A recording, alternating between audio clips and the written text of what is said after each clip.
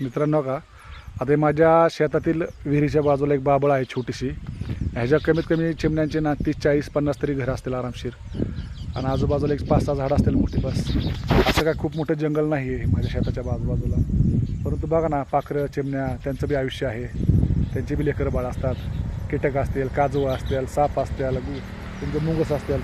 प्रत्येक प्राण्याला या पृथ्वीवर जगावंसं वाटतं. कुठल्याच प्राण्याला असं मरावं असं नाही वाटत. जो ते प्राणी आपापल्या स्किलप्रमाणे कौशल्याप्रमाणे जगत असतो.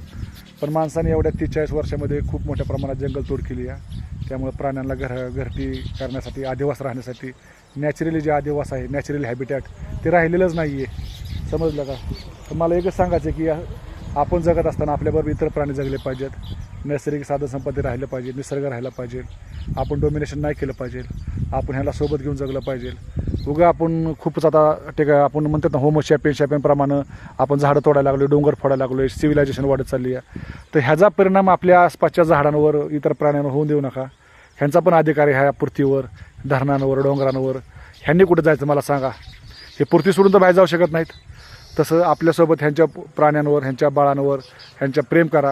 ह्यांना झाडं तोडून ह्यांना डिफॉरेस्टेशन करू नका. ह्यांना त्यांच्या निवासापासून दूर करू नका.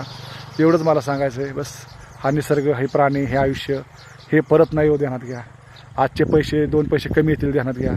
पण आपले पैसे कमवण्यासाठी पैशाच्या स्वार्थ हेतू जंगलतोड करू नका, झाडे कापू नका. कळलं का? ह्यांचा पण नैसर्गिक अधिवास जगला पाहिजेत. हे बी आपल्यासोबत जगले पाहिजेत. अशी पृथ्वी खूप सुंदर दिसेल इथून पुढं.